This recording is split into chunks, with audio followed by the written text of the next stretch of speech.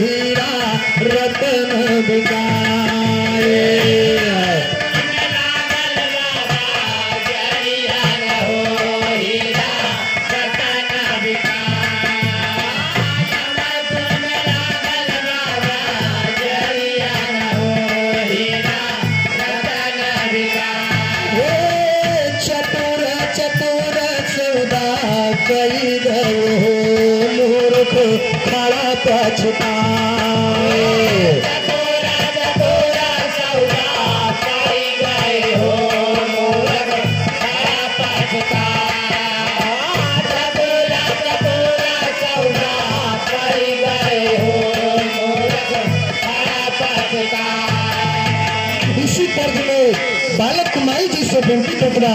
लेकिन कहना बा बस जा तू हमारी हरियन मायंबे आवल सुतार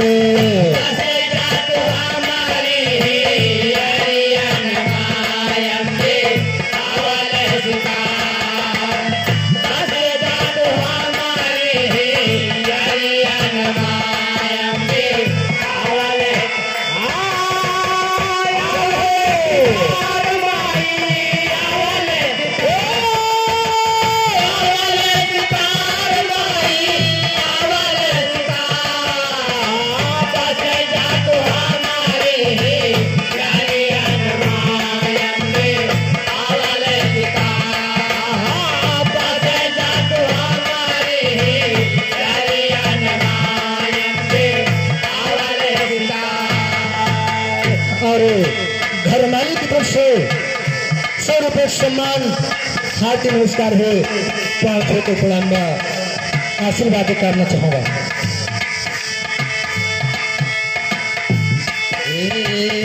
नाहे कुछ ज्ञान ध्यान नाहे मैं पुजारी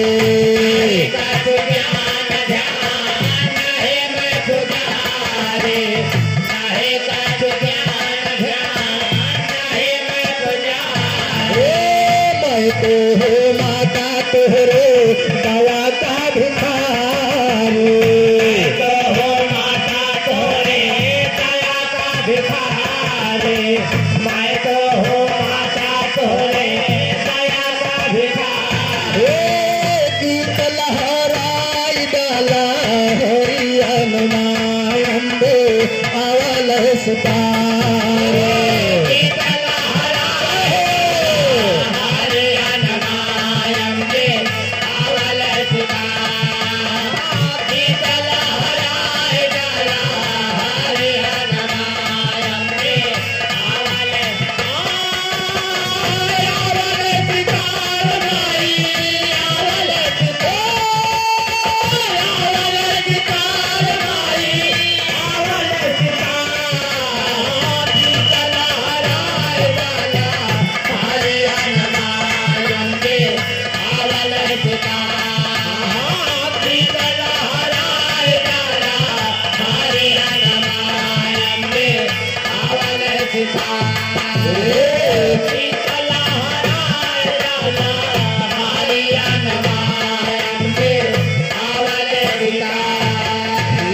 खाली हाथ नाथ तेरे सेवा माँ झुकाई हाथ नाथ तोरे सेवा माँ झुकाई खाली हाथ नाथ तोरे सेवा माँ झुकाई करा स्वीकार प्यार कैसे मन चढ़ाई करा स्वीकार प्यार कैसे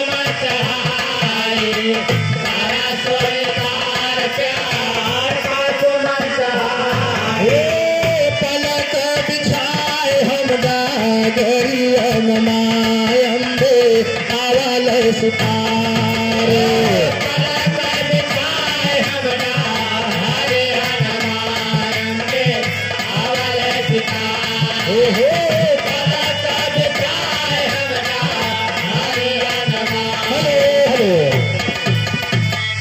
चंद्रिका प्रसाद यादव बुधोरा की धरती से 100 रुपये सम्मान है। हेलो नमको आला मऊ की धरती से 100 रुपये सम्मान कहना बा का बिछाए माजा हरियाणा लंबे आवले सीता का बिछाए माजा हरियाणा लंबे आवले सीता तोहरा दया दान माई त्रिभुवन में गूंजा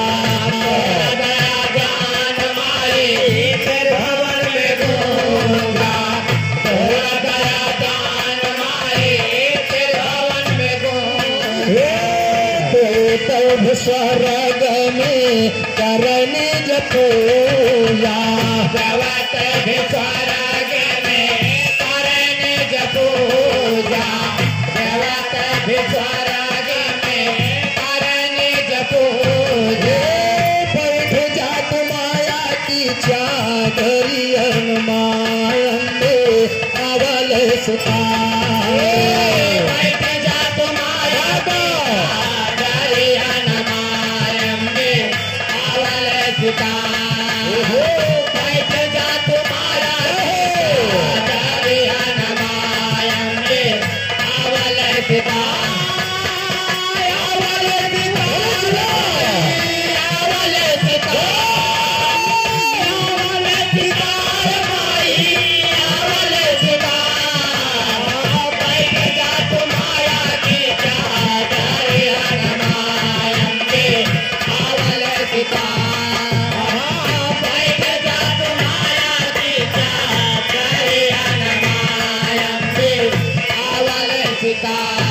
अंतिम लाइन में अपने गुरु घराने का परिचय देते हुए कहना बा ए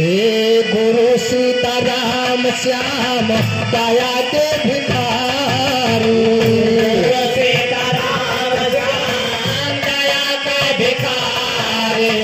गुरु सीताराम श्याम दया के भिखारी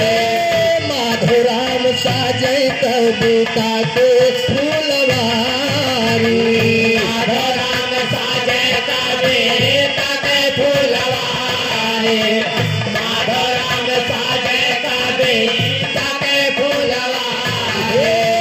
फूल बरसाई गसायरियन मायंदे अवल सितारे